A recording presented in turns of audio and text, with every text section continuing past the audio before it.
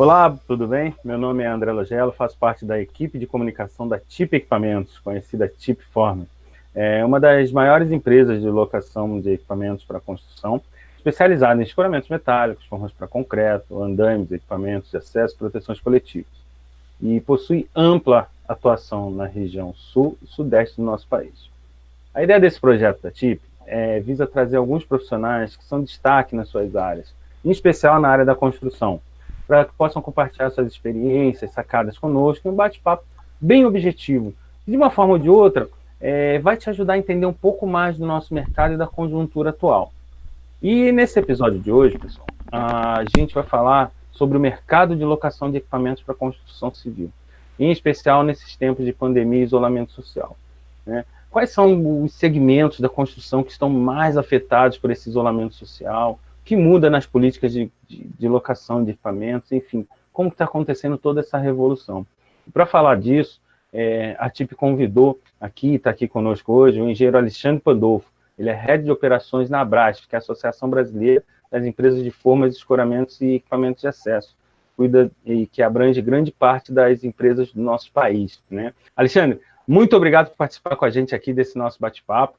E em nome da TIP, eu quero agradecer pela sua presença, né? Antes da gente entrar no assunto central, que é entender esse nosso mercado, fala um pouquinho para a gente sobre a sua trajetória, sobre o que é a Abrasf, para o pessoal conhecer um pouquinho mais sobre você e sobre essa associação tão bacana.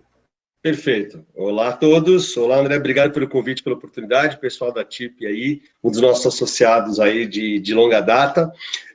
Bom, vou começar me apresentando, né? O André aí me evocou, sou Alexandre Pandolfo, sou engenheiro civil de formação, e logo no início da minha carreira fiz o trajeto convencional, né? Trabalhar em obra, em construção civil, numa construtora onde eu fiquei por 5 anos e meio.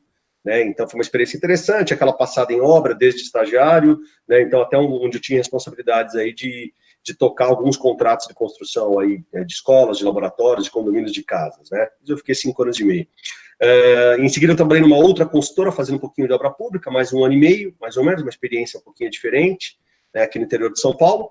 E logo em 1997, especificamente, uma das empresas do setor de equipamentos para construção civil aí estava chegando no Brasil, né, era a UMA, né, que é uma dos nossos associados fundadores, né, me deu uma oportunidade de trabalhar lá, onde eu me iniciei na área técnica. Então, assim, minha vida na locação de equipamentos começou em 1997. A UMA era, de uma certa forma, uma startup, não no conceito de startup, como a gente chama empresas de tecnologia hoje, né? Mas sim, era o início de uma das atividades dessa multinacional espanhola no Brasil. Eles já estavam na Argentina, né? E em seguida escolheram o Brasil para tocar suas operações. A UMA fez uma trajetória bastante longa e cheia de desafios, né? Então, desde desenvolvimento de produtos, soluções inovadoras para o mercado brasileiro, cuidei da abertura de filiais, representantes, área de novos negócios, fiquei bastante tempo lá. Fiquei lá basicamente 12 anos, né? Então, circulei por várias áreas da empresa, áreas comerciais, como gerências regionais, até uma diretoria comercial.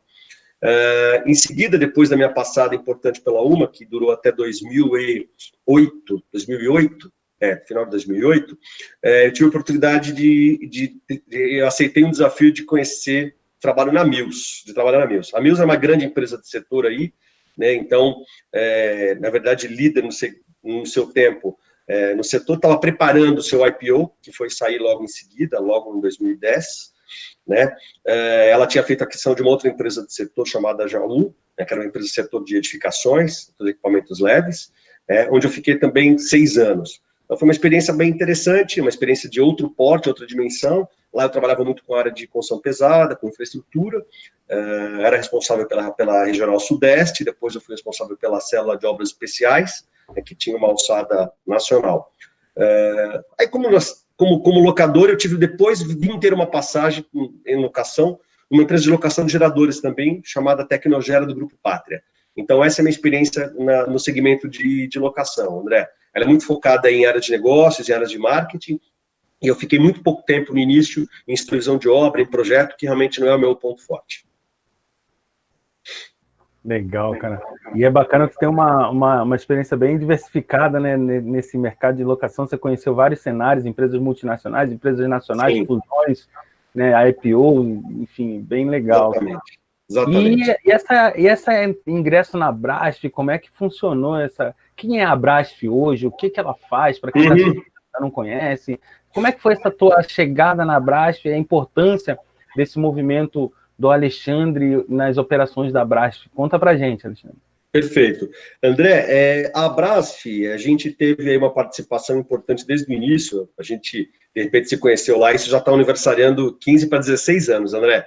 Então, essa história aí tá longa, então a gente já começa a falar de 16 anos. Pois é, longa data. Ela formalmente, ela fez 15 anos em 2019, está fazendo 16 anos agora em 20, embora ela já existisse um pouquinho antes, a gente está falando aí 2005, mais ou menos, a gente está falando que a gente começou em 2002, 2003, numa das crises que o Brasil passou, né, através de um ex-diretor e fundador da UMA, que era o Elcio Almeida, a gente começou a fazer umas reuniões entre empresas do setor, mas que não tinham um fórum adequado para se encontrar, para debater, não tinha uma pauta comum, as empresas tinham diferentes agendas, diferentes interesses, etc.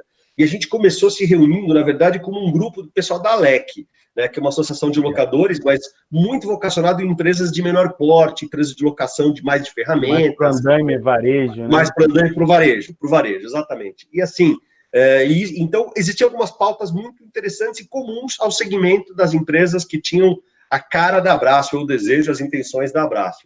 Mas tinha muito mais diferença que afinidade, né? Muito mais diferença que afinidade.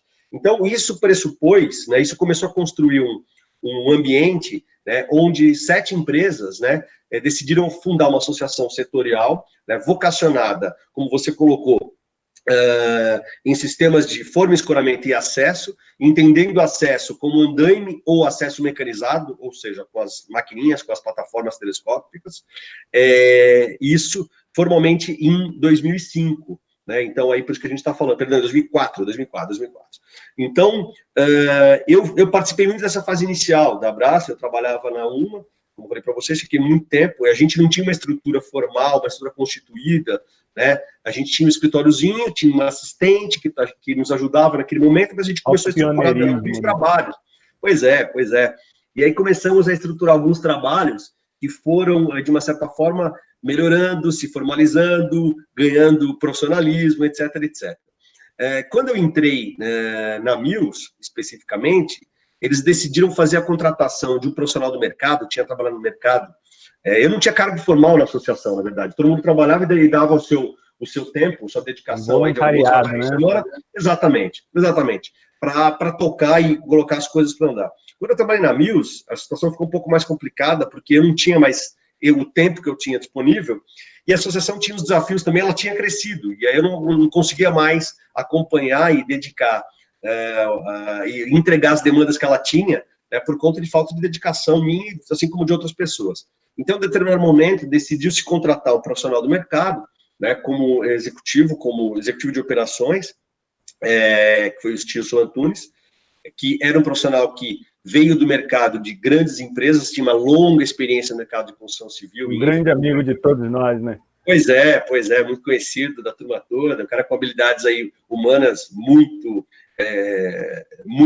destacadas aí, um cara realmente sensacional aí, que conseguiu tocar os trabalhos da associação, aí sim, com uma dedicação full time nela, né, até 2019, André. Então, em 2019, isso acabou casando um pouquinho eu diria assim, com a minha agenda de trabalho, né? Porque falei para você que eu trabalhei no segmento aí de locação, no mercado aí convencional como executivo, né? Tive uma passagem lá na área de inovação e empreendedorismo na Lafarge, no Rio de Janeiro, Lafarge Holcim, para trabalhar um pouquinho no momento de fusão com a Holcim, né? E trabalhei na Rotif também, na HTB Engenharia, como construtora até um pouquinho do outro lado da mesa, mas vendendo obra. Mas quando eu estava especificamente, quando eu saí da Rotif, eu decidi fazer o seguinte, eu achava que eu tinha uma série de demandas que acabavam aparecendo para mim, e eu não enfrentava, porque eu sempre trabalhava aí no mercado como executivo, né? Então, como funcionário de outras empresas. E aí eu me senti maduro e preparado para abrir uma empresa minha, uma consultoria minha, né? Que é uma boutique, na verdade, eu virei empresário naquele momento, né? E comecei a prestar serviços comerciais e de marketing dentro do segmento de construção civil. Nesse momento, isso tem 3 anos. Eu me aproximei aí de algumas iniciativas na área digital também, que depois a gente pode destacar um pouquinho mais, lá com o pessoal da Construliga, sou sócio da Construliga, fui CEO da Construliga no meio desse período aí, ao longo desse período, né? E aí, o pessoal da Brasf, até por recomendação de vários sócios, como eu tinha um relacionamento muito bom entre vários dos associados aí de longa data, me fez uma proposta se faria sentido para mim eu trabalhar na associação, construindo os desafios aí de uma agenda nova, de uma agenda 2020. E eu decidi topar. Então, a gente fez uma transição muito tranquila com o Stilson, que segue nos ajudando aí nos bastidores, segue conosco, né, até uma relação muito tranquila que a gente tem com ele, né, e eu assumi os novos... incrível para compartilhar, né? É muita experiência, exatamente, não dá para a gente desprezar assim, não. Seria muito tolo da nossa parte aí jogar isso fora, né. Então, desde 2019, segundo semestre de 19 aí, eu assumi a área de operações da Brasf, aí tentando colocar algumas coisas novas aí, mantendo as coisas que funcionam, que estão andando bem, e dando uma mexida nas coisas que estão aí por melhorar. André, é isso. Perfeito, sensacional. A gente percebe que a Brasf, ela agrega empresas que são não só as 100% nacionais, mas empresas do mundo inteiro que vieram para o Brasil e hoje congregam, né? E é interessante que você falou que no mercado varejo, né, o canibalismo e a briga é muito grande, né? E vieram essas empresas grandes com essa iniciativa da Brasf, com essa essência de união, né? E aí, Alexandre, isso é legal que puxa um gancho para a gente, porque a construção civil, a gente sabe que ela é um mercado extremamente sensível, né? Praticamente um nervo exposto, um termômetro das marés políticas e econômicas, né? Em especial aqui no nosso país, né? Complicado. E com tudo isso, cara, que tem acontecido nesses últimos meses, né? Eu acho que a gente evita até falar, porque a gente fica tendo só de falar, mas com tudo isso que aconteceu, quais estão sendo os maiores, os mais significativos impactos nesse setor de equipamentos? O que a Brasf está sentindo de impacto mais forte, né, em decorrência disso tudo? André, natural aí que você fez uma colocação interessante, né? A construção civil, ela tem um tal proxy muito perto do PIB geral do Brasil. Então, o que significa? E só que ela tem um descolamento temporal. Então, quando o PIB começa a desacelerar, a construção civil é a primeira a desacelerar e a última a se recuperar. Então, ela vai mais fundo e sofre mais e por mais longo tempo, né? Por mais longo prazo. Então, isso é uma condição aí bastante complicada, né? Então, o que nós percebemos, né? Então, como conjuntura econômica aí, algumas coisas legais, algumas coisas muito ruins. As partes complexas, né? Então, a gente vê aí uma demora e uma complexidade nas concessões de obras aí das PPPs, então, de obras de construção pesada, então, essas coisas seguram as obras aí que são de obras de médio e grande porte, basicamente no segmento de infra, indústria, claro, né? Então, isso acaba atrapalhando um pouquinho. No mercado de edificação, aí, a gente tem o advento de uma redução sensível de taxa de juros, né? Sensível de taxa de juros. Por outro lado, a gente tem... Então, a gente ficou alguns anos aí, ao longo dessa crise, aí até pré-Covid, sem lançamentos, onde a gente teve estoques muito grandes que foram sendo consumidos ao longo do tempo, né? Então, assim, a construção civil aí no segmento residencial, então, ela ficou com grandes estoques e, portanto, grandes períodos de tempo sem novas obras.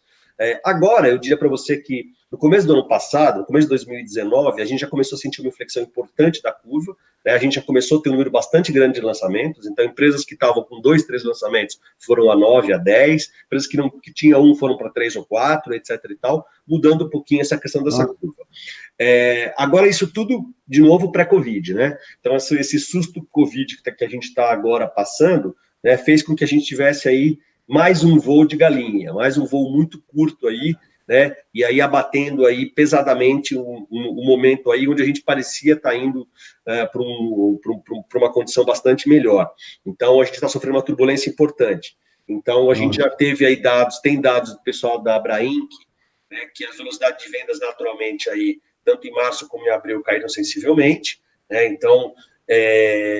certamente, eu não tenho esse dado, mas a inadimplência deve ter aumentado bastante, né? Então isso é natural, e isso acaba refletindo também nas empresas associadas aí da Brasf também, isso a gente tem essa informação, isso é firme, né? Onde os clientes pararam de receber dinheiro e, portanto, eles pararam de pagar os fornecedores, vários dos seus fornecedores, e algumas obras foram paralisadas também, né? Em linhas gerais, se você for olhar, de novo, mais um dado, a construção civil ela conseguiu rapidamente no movimento se colocar como uma atividade essencial e não foi paralisada formalmente. Então, na verdade, as médias e grandes obras, elas estão andando. Então, a gente tem números da ordem de 90%, um pouco menos, um pouco mais, no mercado brasileiro de obras andando, né? Mas a gente tem na outra ponta menos compradores, né? Os estandes de venda naturalmente foram fechados, de obras aí vendidas na planta. As grandes vitrines, né?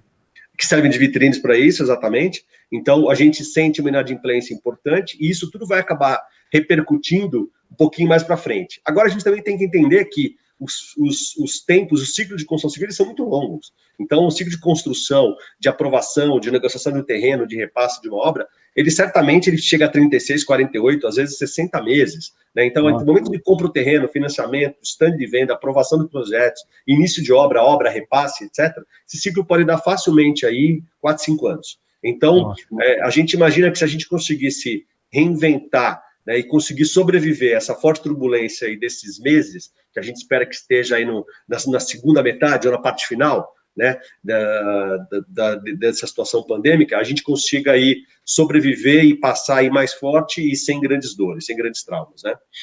É isso. Nossa, é complexa essa situação, porque, como você falou, essa retomada da construção é muito lenta, só que os impactos financeiros, e a gente não percebe que o mercado da construção ele tem uma capilaridade muito grande. Sim, né? sim. Tem o cara que fabrica a janela, o cara que fabrica o piso, tem o consumidor, que é a pessoa que trabalha e talvez perdeu o emprego e não pode pagar o seu imóvel. Né? Você tem a pessoa que não conseguiu pagar, que já está com o imóvel e está revendendo. Então, envolve uma série de questões, né? Sim. E aí a gente fica pensando, Alexandre, que em relação a essa questão de como sair, né, das dificuldades que a gente está se enfrentando, né, dos problemas em que o mercado está atravessando, a gente sabe que, aproveitando até esse teu especialista na área de tecnologia e inovação, né, nesse mercado da construção, a gente sabe que você tem participação forte nessa área de startups e de um monte de iniciativas, né? Você acredita que um dos caminhos para a retomada da construção poderia ser os recursos tecnológicos, ações remotas, como, por exemplo, esse nosso bate-papo aqui? Isso pode ser uma saída para as reuniões, né?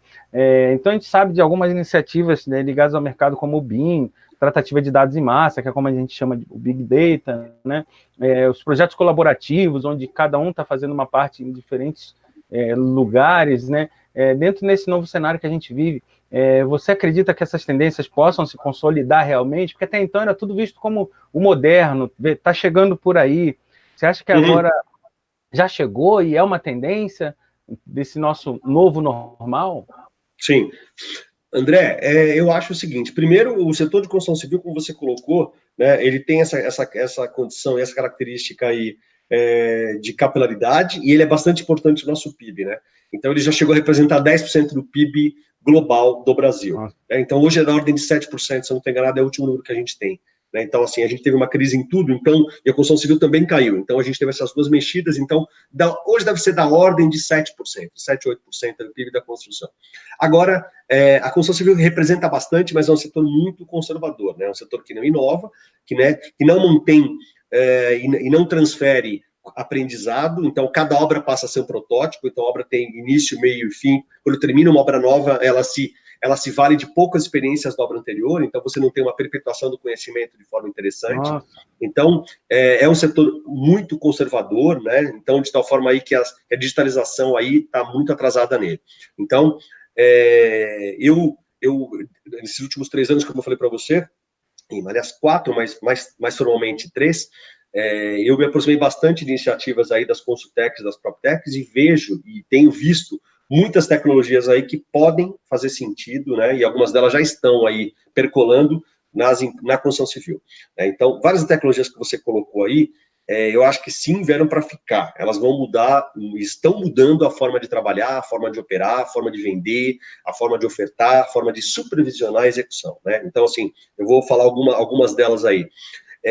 Eu acho que eu te pedi, vamos citar algumas para vamos ser objetivo aí, falar um pouquinho do Santos e os milagres. Para quem está vendo, às vezes, o público da construção, como você falou, de não estão acostumados muito com as modernidade. E, de repente, você conceituando, a pessoa vai entender isso no dia a dia dele. Como que uma tecnologia avançada daquela se enquadra na minha obra? Cimento, tijolo, pedra? Como é que é isso, cara? Conta aí. Exatamente, muito bacana ter os pontos de vista. A gente podia ficar naturalmente aí horas falando disso, tentar resumir em alguns minutos aí, que a gente pode falar das tecnologias aí desde a fase de projeto, de execução, da propriedade, entendeu? E etc. Fica o convite para um novo bate-papo então, hein? De pé, a hora que você quiser. A hora que você quiser, a gente faz um mais específico aí, que é um assunto muito bacana aí, que eu gosto bastante e tenho lido bastante, né? Estudado bastante aí, Brasil e mundo afora de verdade. Então, eu acho o seguinte, vou destacar alguns aí, né, em linha do que você me pediu. Vamos começar com Big Data aí, né? Então, Big Data, a gente tem hoje cada vez mais ferramentas aí que fazem captura de dados, de um grande volume de dados, né, com velocidade e tratamento, permitem você fazer uma série de coisas. Então, vou te dar um exemplo nas próprias locadoras aí. Você pode saber quais são os equipamentos que saem mais, que dão mais problema de manutenção, né, e trabalhar com métodos preditivos de manutenção do seu estoque em função de uma demanda que você não sabe qual é. E aí, já que você tem um histórico de entradas e saídas de equipamentos de X anos pelos seus RPs, é muito simples você ter uma massa crítica, você sabe quais são os equipamentos que são indenizados, quais que você precisa fazer, quais máquinas precisam sofrer manutenção, né, em que período, qual o custo, com que cliente, qual a tipologia de obra. Você consegue associar isso tudo dentro de algumas matrizes e tirar algumas conclusões em saber o seguinte: olha, eu tenho que ter no meu estoque determinadas máquinas, porque todo final de mês determinados equipamentos saem, ou determinados equipamentos voltam. Então, você começa a trabalhar com algumas predições, algumas predições que permitem que você, com essa nuvem enorme de dados gerados, que a gente já tem no nosso histórico, então não é nada muito sofisticado não, né, conseguir tirar conclusões muito interessantes. Essa é uma aplicação. Uma outra podia ser, por exemplo, a prospecção comercial, para prospecção de clientes, né? Então, aí você pode usar uma ferramenta que a gente chama de clonagem de perfil, que é um negócio bem interessante, onde você pega, olha, você entra com todos os teus clientes dentro de um robozinho. Então, meus clientes são A, B, C, D, F, G, H. Esse robozinho passa a entender quais são esses seus clientes, que perfis têm esses clientes. Então, esses clientes que trabalham, me contratam, eles têm isso.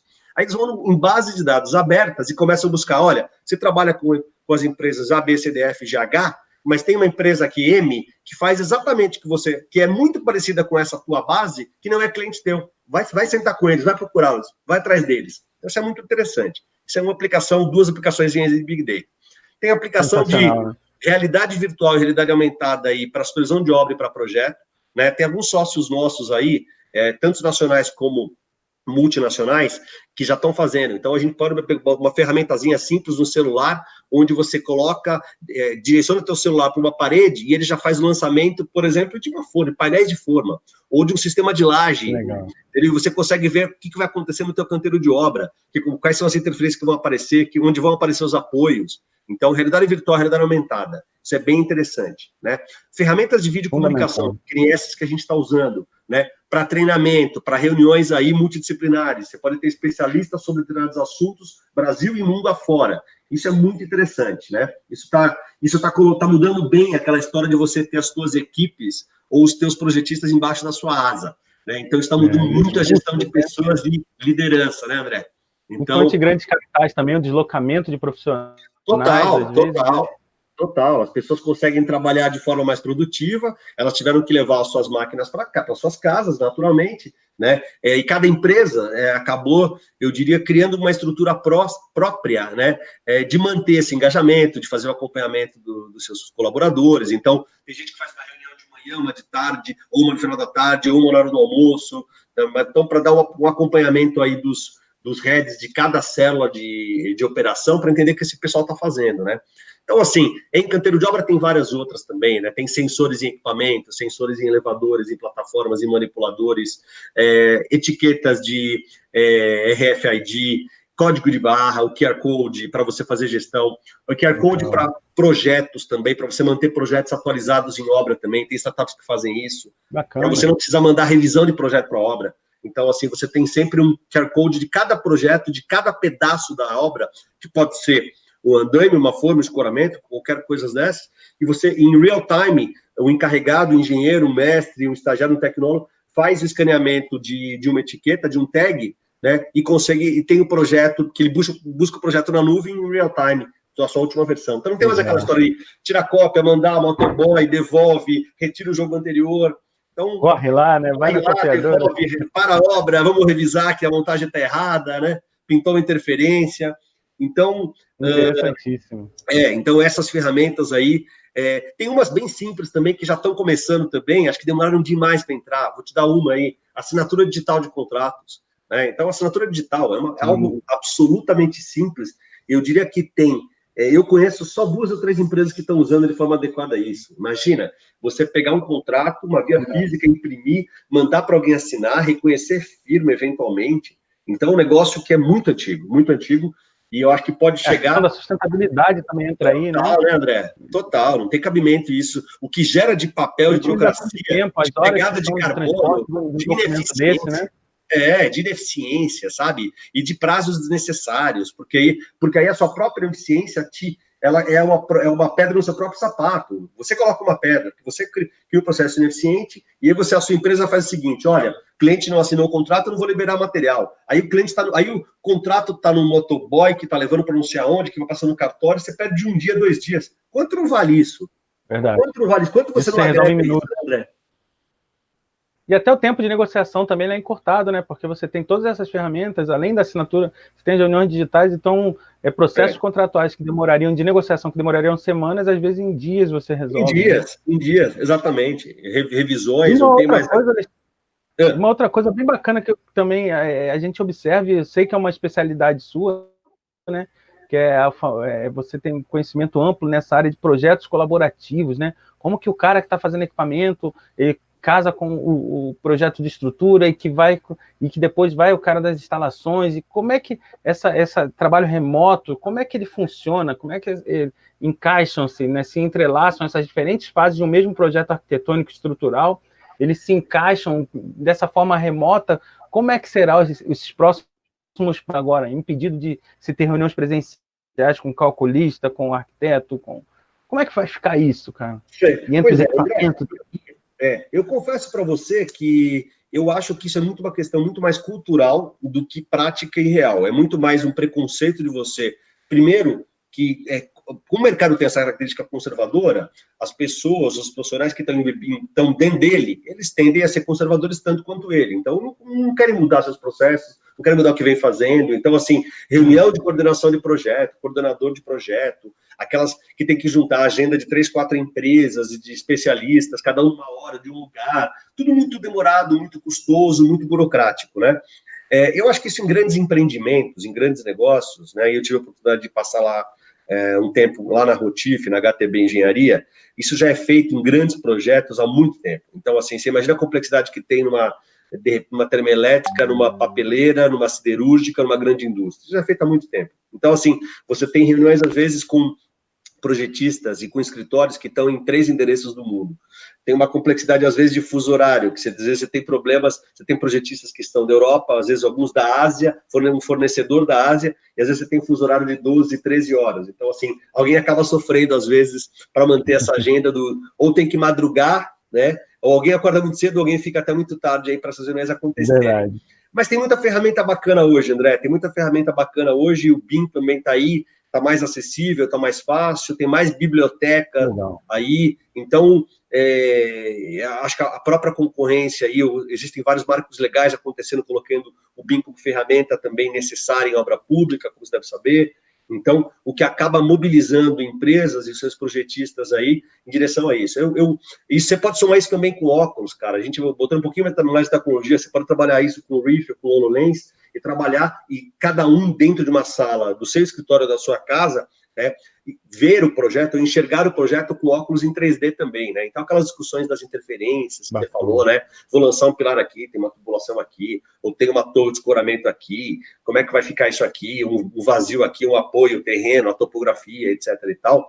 Isso tudo anda muito fácil, né? E vou botar mais uma que eu falei bem pouco, cara, drone. Drone, cara, é uma coisa... o drone, é verdade. O drone, né? A gente falou drone, pouco, geolocalização. A gente falou pouco, exatamente, mas o drone, André, eu tive até ontem aí um contato bom com uma startup de Curitiba sobre isso, já é a quarta que a gente tem trabalhado junto, mas com coisas muito interessantes, fazendo supervisão de obra por drones, supervisão de obra. Então, você imagina só, então, assim, teve algumas aplicações iniciais que era para topografia, para terreno, para locação. Então, exato. É comercial, né, para fazer a foto aérea, né? Comercial, aéreo, tal, mas um efeito mais para usar as imagens, as tomadas de vídeo aí, né, das alturas, bacana, né? Mas agora já tem muito mais coisas. Você já consegue ter algumas ferramentas que você consegue, por exemplo, acompanhar evolução física de obra através de drone. Então, o drone consegue verificar, olha, que aquela laje foi executada, o pilar do 8º pavimento, qual foi, e transforma isso em dados. Então, assim, as imagens não são só imagens, as imagens se transformam em dados, que geram, portanto, tem uma inteligência e podem gerar dashboards, relatórios, gráficos, uma série de coisas aí. Dados da informações úteis para tomar decisão, né? Exatamente, André, é o drone também conectado, gerando dados, né? Então, assim, tanto é que as empresas, elas estão se redefinindo, elas falam que elas têm imagem gerando dados, né? Então, não é só imagem. Então, imagem ficou um negócio, praticamente uma commodity. Com R$2.000, você tem um drone bacana, faz imagem, etc e tal, mas e daí, o que você faz com isso? Então, assim, isso... pessoal, tomada de decisão, né? Foi além. Mas é incrível, né? Isso tudo que você está falando é bacana, porque eu acredito que muitos dos que estão assistindo a gente podem achar que isso ainda é distante. Não é, já está acontecendo, né, Alexandre? Não. Isso é a nova realidade, né? Porque o dia a dia, na locação de equipamentos, ele ainda, acredito que ainda na grande maioria, né? Óbvio que tem construtoras que estão muito além já nesse passo, já estão bem adiantadas, mas algumas ainda vivem aquele dia a dia e acreditam que isso vai demorar a chegar, e não vai demorar, já está, né? Já é uma realidade. Não, já está, né? Já está. Eu acho que já está aí, tanto é, eu falei para você, né, que minha relação aí com as empresas de tecnologia, com as startups aí, ela tem aí uns 4 anos, mais ou menos, e eu estava levantando outro dia, eu estou chegando em perto de 200 empresas, 200 construtechs, 200 startups, são construtechs e proptechs, mas eu diria que, em sua maioria, são construtechs, ou seja, são startups que estão aí na fase de projeto e de obra, né, não da propriedade imobiliária do real estate, sim da obra, da construção. Então, eu diria para você que cerca de 150, 170 aí construtechs.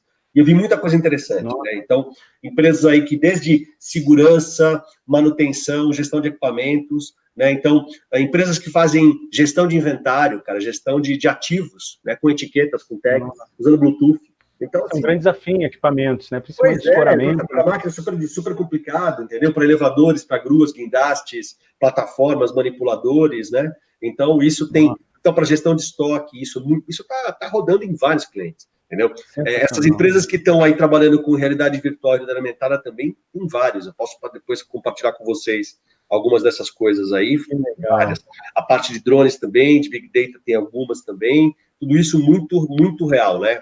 Que bacana. Muito real mesmo, tudo acontecendo. E muito rapidamente, né, André? Acho que a digitalização aí veio para ficar, né? E veio para desconstruir, e como o mercado de construção aí é o greenfield para digitalização, acabou encontrando lacuna em tudo. Então, tem desde a fase de projeto, de supervisão, de acompanhamento, de gestão, de reunião, de manutenção, de transporte, de carga, e etc.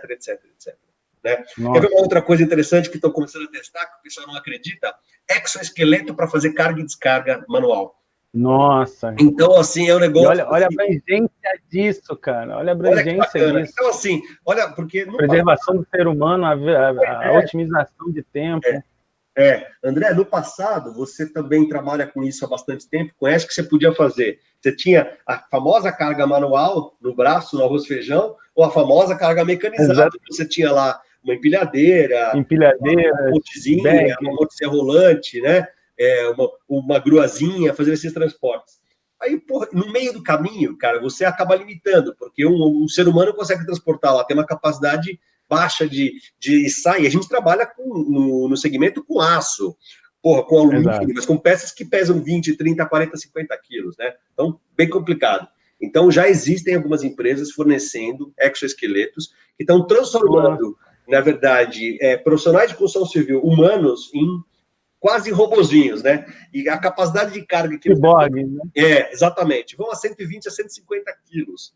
Então, a produtividade dele e a segurança que ele tem ao longo de usar aquele equipamento externo, ele consegue fazer 3, 4 vezes mais, né? 3, 4 vezes mais do que ele faria na mão, né? E sem precisar obrigatoriamente dos equipamentos mecânicos ao lado. Então, uma flexibilidade muito grande, entendeu? É uma armadura aí com um equipamento bem interessante. Sem contar a segurança operacional, né? Você acaba tendo, você não tem afastamento por lesão, você não tem canseira, preservação do ser humano, a saúde, medicina ocupacional aí, top, né?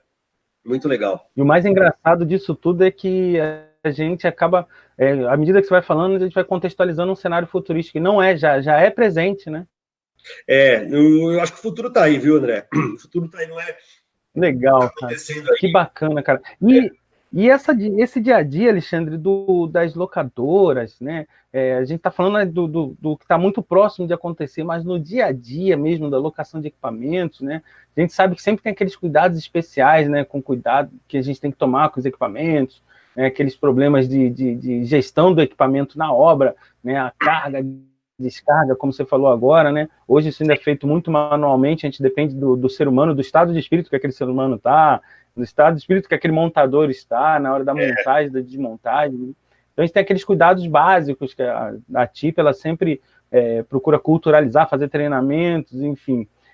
Mas nesse momento especial em que a gente está todo mundo com preocupações de isolamento, correndo as obras, que recomendações adicionais ou tradicionais a Brasf faz nesse momento com os locatários de equipamentos, né, com que estão hoje com equipamentos locando ou já locados? Que recomendação a Brasf faz para o mercado, Alexandre? André, eu acho que é o seguinte, a gente está vivenciando um mundo especial, um mundo diferente que em nenhum tipo de exercício de futurologia alguém foi capaz de desenhar. Em nenhum tipo de exercício de forecast, de foresight, alguém, em nenhuma matriz de risco, a gente estava imaginando vivenciar isso, né?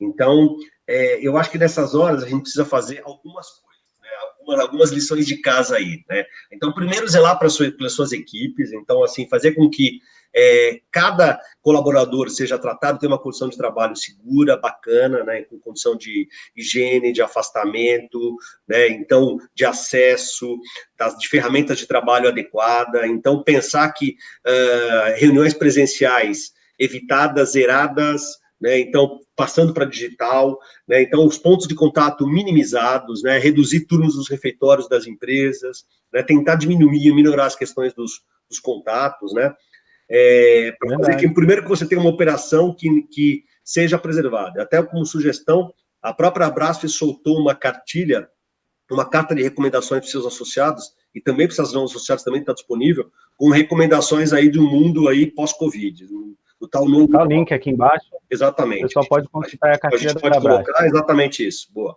E aí a gente pode disponibilizar esse material, e aí você vai entender com algumas recomendações aí que vão das questões operacionais das empresas e a relação com seus clientes. Agora, de parte de clientes, eu acho que é muito importante entender também que a gente tem muito ponto de contato com obras, com outras pessoas, com profissionais. Então, assim, os nossos supervisores, os nossos técnicos, os nossos assistentes técnicos aí que estão em campo também, tem que tomar os mesmos cuidados, tem que ter a linha de frente aí, né? Tem que rezar das mesmas cartilhas aí, entendendo também que eles estão expostos também de modo aí mais agressivo do que quem fica em casa, naturalmente, né?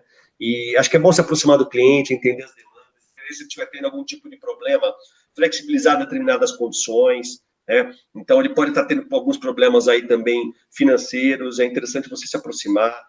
Lembre aí de que o que está duro para você também está duro para eles, enquanto empresa, enquanto associado.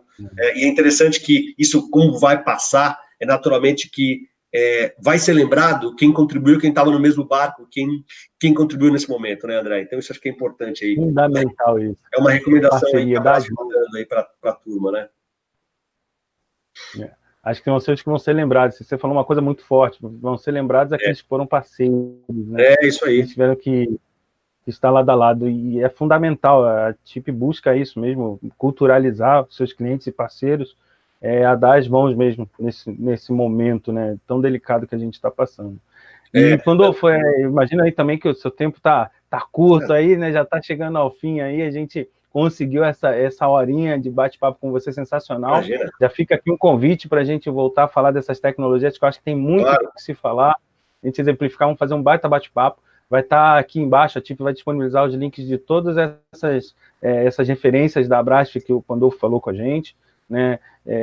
A gente sabe que ainda tem muito o que falar aqui, mas eu queria te pedir para deixar uma mensagem, não só para os locadores, porque a gente sabe que temos locadores fora da Brás, que são aqueles pequenos, que às vezes estão começando um negócio, tem aqueles pequenos e médios empreiteiros que estão desanimados, porque por mais que a construção não parou, mas todo mundo está trabalhando num ritmo diferenciado, em função de distanciamento, de transporte de operários, então está todo mundo muito tenso. Manda uma mensagem para essas pessoas aí, que estão buscando meio de atravessar esse momento tão desafiador que a gente está passando. Claro, claro. André, é o seguinte, primeiro que eu queria comunicar aí que já desde quando eu assumi a área de operações da Abrace, uma das minhas ideias foi que eu acho que a gente tem muito aí para contribuir para o mercado como um todo, não só os seus associados, mas a gente acho que tem muito que colaborar, muito que fazer com os outros. Como você bem colocou, existem empresas de pequeno e médio porte que não têm acesso a uma série de coisas, e às vezes pode ser desde uma informação jurídica, uma informação operacional, né, alguma tecnologia que está tão na mão, está tão fácil, algum procedimento, etc. e tal, que não chega para eles, né? Então, e a gente tem feito aí um esforço muito grande, até estamos construindo um mailing bem robusto.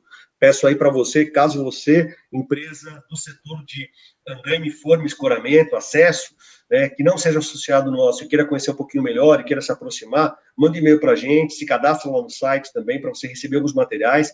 Vários dos nossos eventos são gratuitos, eles são abertos, eles não dependem da associação, até como esforço aí de formatar o mercado, ajudar o mercado a se desenvolver, a proteger, a criar ações aí comuns, né?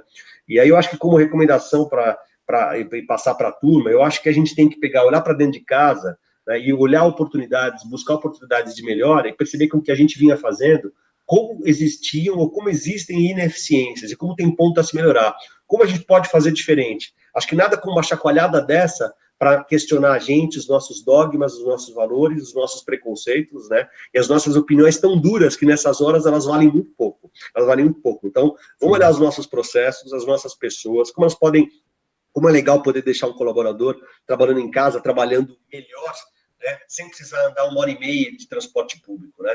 Como é legal a gente disponibilizar ferramentas, né, para algumas determinadas pessoas que possam fazer supervisão, gestão de equipamentos, e como é importante comunicar isso para os nossos clientes de forma adequada, né, e a gente deixa de fazer algumas lições de casa.